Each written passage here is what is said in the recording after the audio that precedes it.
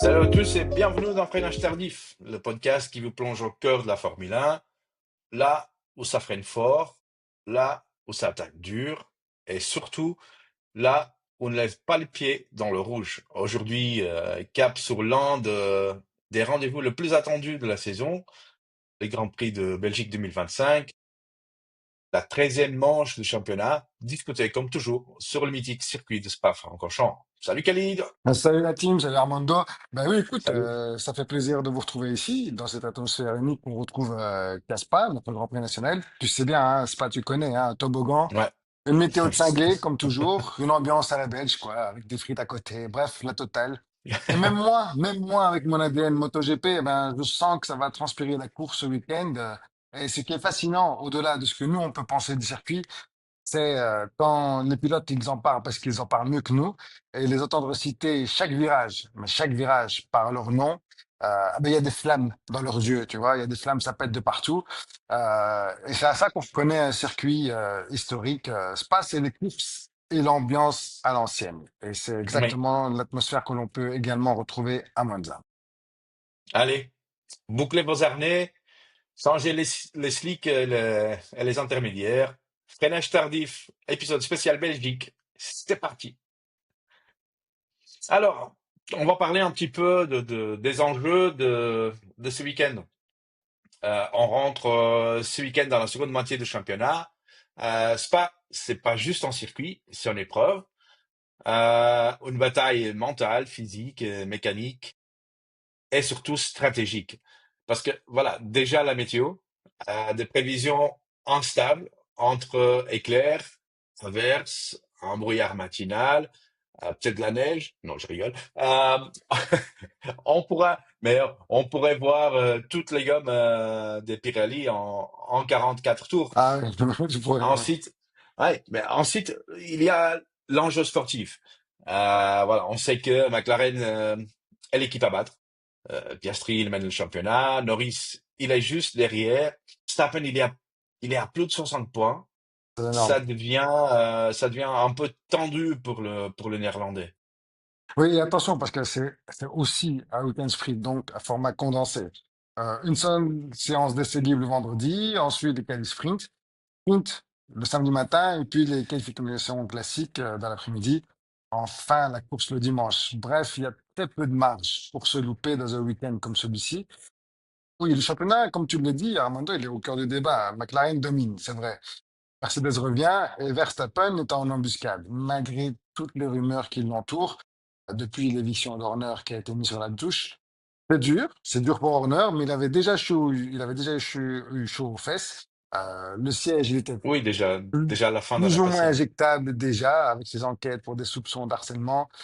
Il y avait moins de bruit récemment dans le paddock Red Bull, si ce n'est qu'on savait les tensions qu'il y a avec le clan Verstappen et Horner, entre le papa Joss et le manager Raymond Vermeulen.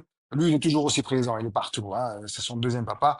Le timing pour Horner, il est juste surprenant pour moi, parce que qu'est-ce que ça signifie dans la clause de Max et qu'il pouvait quitter l'écurie s'il se trouvait loin au championnat à mi-saison? Ça a été révélé par Helmut Marko. Euh, pour moi, la question était surtout de savoir qui allait gagner entre le clan Verstappen et le clan Red Bull. Bah, on a désormais la réponse. Euh, on s'était tous posé la question pourquoi la décision a été prise si vite. Mais pour moi, il y a deux hypothèses qui émergent finalement. Est-ce qu'il fallait virer Horner pour garder Max, ou est-ce qu'il fallait virer Horner parce qu'ils ont perdu Verstappen? La première option pour moi est celle qui se distingue le plus dans la mesure où, quand bien même Max resterait, il sait que Mercedes l'accueillerait à bras ouverts l'année prochaine parce que Max, c'est le projet Red Bull. Même si en conf, Max n'hésite pas à dire que le fait de perdre Horner ne change rien à sa décision. Il lance quand même des petits cœurs à Laurent Mekies, dont il salue l'arrivée. Après, on sent de plus en plus celle rester dans le vaisseau Mercedes. Les discours des uns et des autres encore sur aujourd'hui bah, laissent supposer que rien ne bougera en position de pilote. C'est mon point de vue. Je ne sais pas quel est ton regard là-dessus, Mando, mais c'est assez Moi, tendu. voilà, j'ai aussi, voilà, suivi toute la presse internationale et nationale. Euh, voilà, il y a beaucoup de commentaires, il y a beaucoup de choses qui se disent. Euh, Il y a d'un côté un George Russell qui dit oui, il n'y a rien qui est figé. Moi, mon contrat, il n'est pas encore signé. Euh, il continue la conversation avec Max. De l'autre côté, on a un Max qui dit oui, mais moi, je suis très heureux avec Laurent. Euh, on fait une bonne équipe. Yuki Tsunoda, il est très content aussi de retrouver Laurent Mikis. Max, il dit que voilà, il est là pour rester avec Red Bull. Euh, Moi, je crois il y a rien qui va changer. Même Toto Wolff, il dit qu'il est très content avec les deux pilotes qu'il a.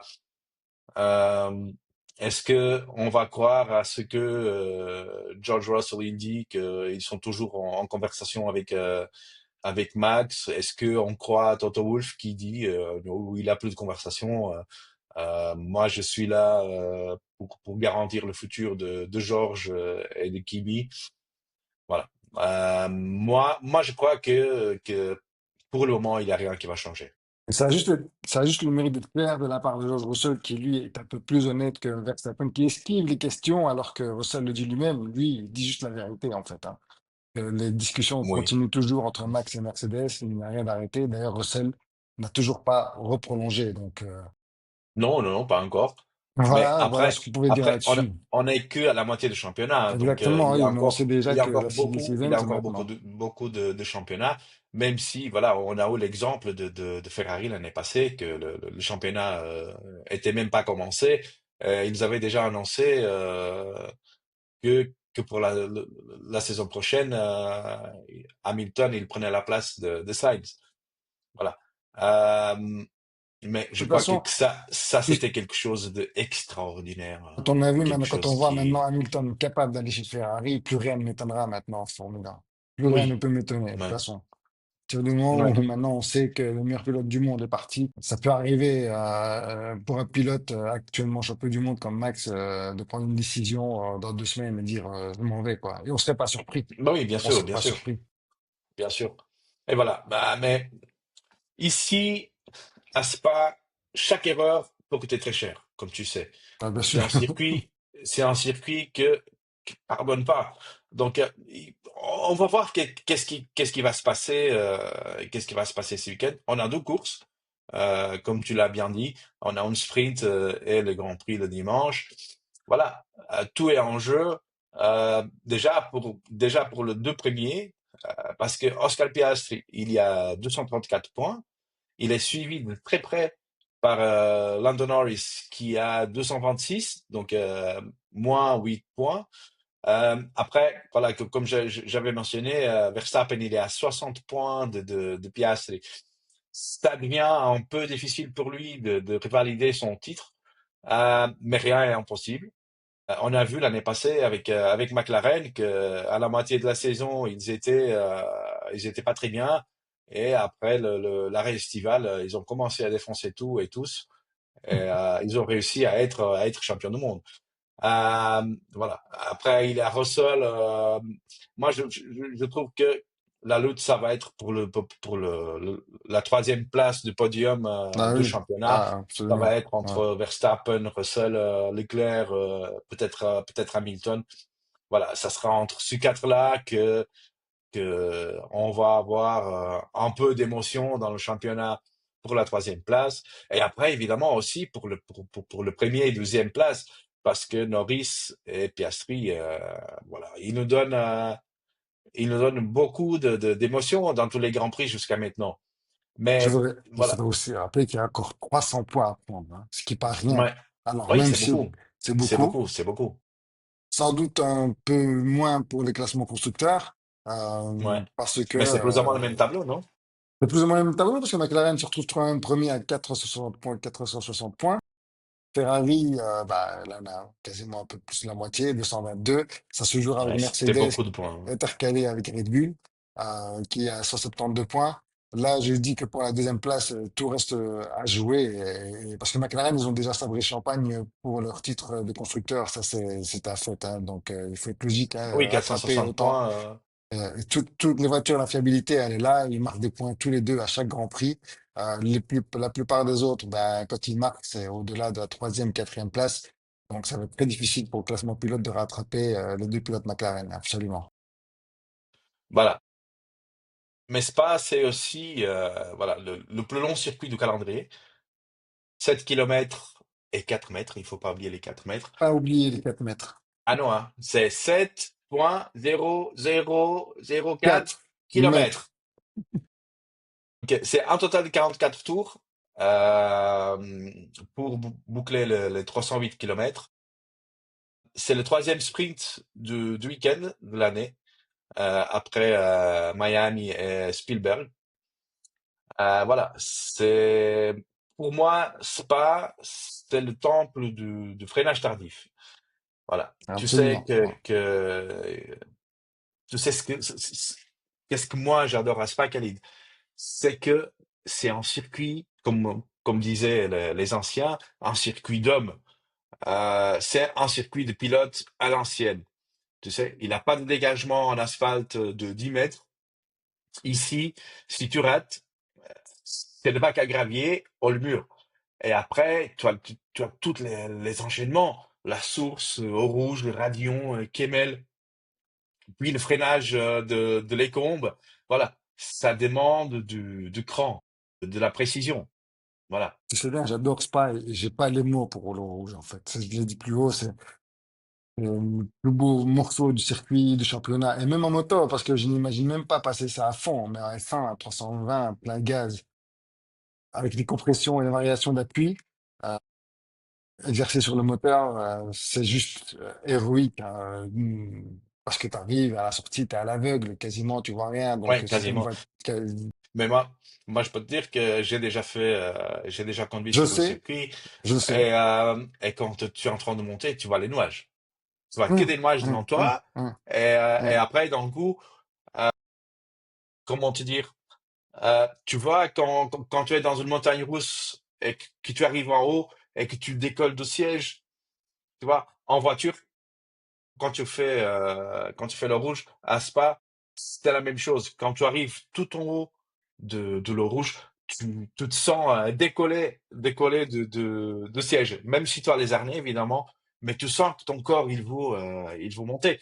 Mais voilà, après, un, un, un virage que moi aussi j'aime beaucoup, c'est le boss stop, le dernier virage. Donc c'est un des rares endroits où un dépassement est possible, mais il faut freiner très tard, il faut freiner après Dieu pour que ça passe.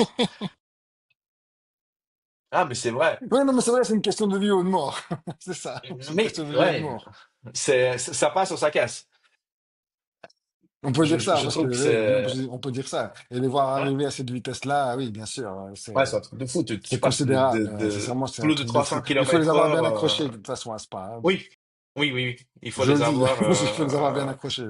Ouais. Il faut les avoir en acier. Alors, où on est la grille? Donc, McLaren, il continue son envol. Piastri, il impressionne. Norris s'accroche. Les deux pilotes, ils sont en confiance, surtout Norris après le Grand Prix à la maison. Et la voiture est redoutable sur ce genre de tracé. Après, chez Red Bull, Verstappen, il reste dangereux, évidemment. Mais il manque de constance cette année. Tsunoda, lui, qu'est-ce qu'on peut dire de Tsunoda? Oui, il est régulier, Oui, mais il n'est pas au niveau oui. il est pas au niveau de Perez. Il est régulier. Depuis qu'il est chez Red Bull, il est Bah oui, régulier, et jamais au-delà c'est de la ça, 15e zéro place. point, zéro point, zéro point, zéro point. Voilà, Voilà, il est régulier. il reste sur le zéro. Euh, voilà, chez Ferrari, Hamilton, Leclerc, voilà, ils doivent limiter les dégâts. Le rythme en qualif, oui, il est là, mais en course, ça craque un peu. Oui, Ils ont, oui, je suis entièrement d'accord avec toi. Alors, j'espère que les évolutions qu'ils vont apporter vont leur apprendre quelque chose, mais j'en doute de par le fait qu'il va pleuvoir. Donc, ils ne pourront pas encore faire la corrélation entre ce qui se passe sur le simulateur et sur la piste. ouais, Mais je pense que ils les ont, essais ont été un peu prometteurs pour eux, en fait. ouais, ils ont fait des essais à Mugello pour la nouvelle suspension. Est-ce que Qu'ils n'ont j'ai pas pu entendu qu'il... tester, qu'ils n'ont pas pu tester parce que c'était réellement une séance de tournage en fait, Oui, donc ils peuvent c'est pas la 200 rouler. tours. Ils avaient le droit de faire 200 tours Oui. maximum. Donc, je crois qu'avec 200 tours, tu sais quand même voir un tout petit peu si ça amène quelque chose de nouveau ou pas. Euh, mais voilà, ils ont quand même... Je veux pas qu'on oublie de parler de Mercedes aussi, parce que Oui, quoi qu'on dise, Russell il fait quand même preuve, lui, d'une belle régularité, hein, c'est vrai, ils c'est ont vrai. décroché un podium récemment, preuve que leur voiture, avec leur voiture, qu'elle n'est pas si loin, et que malgré le fait, quand on a dit, il apprend encore, sincèrement, je mets pas Mercedes de côté, certainement pas. Oui, oui, tu as complètement raison. Et après, chez le middle teams, Alpine, voilà, elle respire grâce à Gasly. Parce que Colapinto, je suis très déçu. Je croyais qu'il allait venir Ouais. amener quelque Ouais. chose de nouveau à Alpine. Et là, pour le moment, rien. J'ai entendu dire que Colapinto, il a un contrat de semaine à semaine. Donc, est-ce que c'est vrai? Est-ce que c'est pas vrai? Euh, on sait pas. Mais la personne qui l'a dit, je crois Et il est quand après, même bien informé. Je crois qu'il après est quand même bien informé pour le Avec dire. Briator, il n'y a rien d'impossible. Avec Oui, Briator, oui, il n'y a oui, rien d'impossible. il y a rien que nous étonne avec lui. Après, voilà, Aston Martin, voilà, ils vivent sur la gestion d'Alonso. Euh, un peu décevant aussi cette saison. Et après, Williams, il peut jouer une carte sur la pluie, surtout avec un Sainz qui reste très dangereux. C'est le seul espagnol à avoir fait une pole position à Spa. Et puis, il y a aussi, Mais, oui, je me suis trompé, mais euh, juste, je voudrais me dire un mot sur Hülkenberg, en fait, parce que oui, c'était compris quand même la seule écurie à avoir marqué plus de points que Red Bull. Hein. Donc, ouais. depuis les 4 derniers Grands Prix, ils ont marqué plus de points que Red Bull et ils reviennent au-dessus des autres. Hein. Donc, les Oui, autres ont un oui, peu de soucis à se faire. Hein. ils ont décollé de Ils la dernière décollent, donc place. un Ils peu, sont les plus autres ont dans un la peu de dernière place soucis du à se faire de championnat. voir Steak bien revenir. Et ça, on le doit aussi un peu à Jonathan Whitley, qui est Ouais. parti de chez Red Oui, Bull, il qui fait un très bon arrive, boulot, hein. il fait Il du fait bon un très bon boulot. boulot. Oui, il est là. Et les outils Curry, ils regardent un peu ça du coin de l'œil, comme chez As, par exemple. Ok, Berman, il grimpe doucement, mais sûrement. Après, il faut Ouais. rester lucide. Hein. Il ne s'est pas battu avec Sainz et Silver. Il a juste tenu bon dans le paquet. C'est solide, pas héroïque, mais solide. Côté de ça, Ocon lui il rame un peu face à Berman, qui est un jeune rookie, il faut pas oublier. En Q1 et Q2, Berman s'y retrouve souvent quand Ocon, il galère en fait. Hein. Ouais, oui, il galère, hein, il galère. Après, voilà, je voulais seulement retourner un petit peu sur Williams, parce que si, comme moi, évidemment, vous avez regardé les entraînements libres, les seuls qui vont avoir place ce week-end. On a commencé les entraînements libres avec un gros souci pour Sainz. Euh, il savait pas accélérer. Non, absolument pas. Ouais. La voiture, elle s'est mise en mode limp. Euh, C'était très décevant.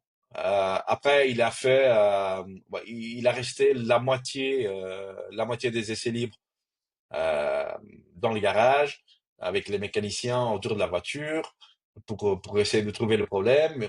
Ils ont finalement trouvé le problème, ils ont fait sortir. Ils terminent les essais libres en 11e position. C'est pas mal. Il finit devant Alex.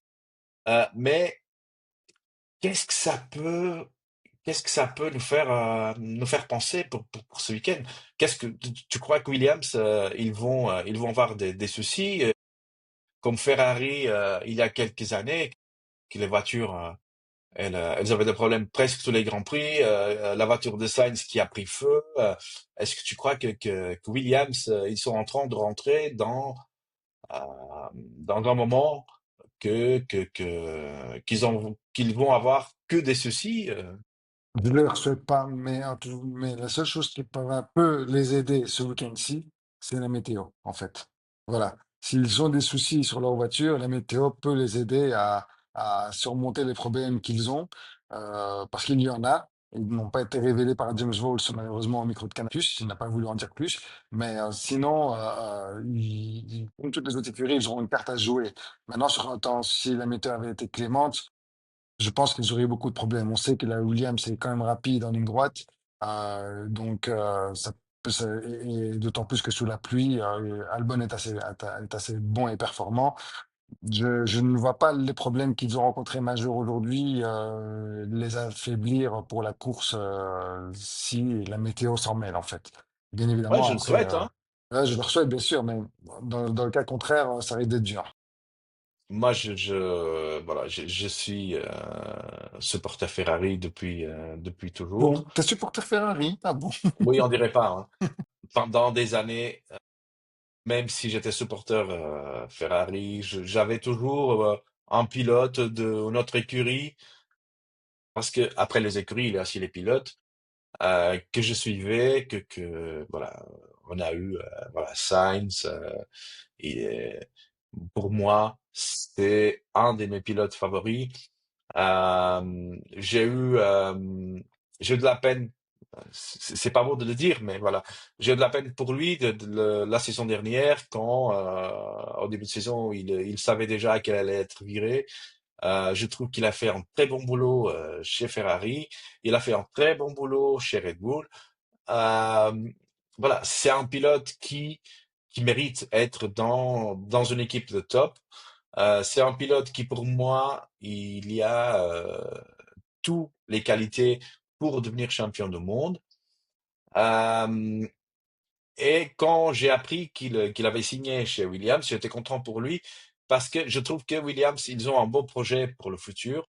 Déjà avec Albon, qui je trouve que c'est un très bon pilote, Mais même l'un des plus sympas du si, paddock. Et l'un des plus sympas du ouais, paddock. ouais, ouais. Même s'il n'est pas au même niveau que Sainz, je trouve qu'il est un très bon pilote.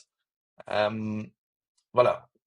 Pour conclure, j'espère que Williams, ils vont réussir à finir avec tous ces problèmes et faire en deuxième moitié de saison beaucoup mieux que la première moitié.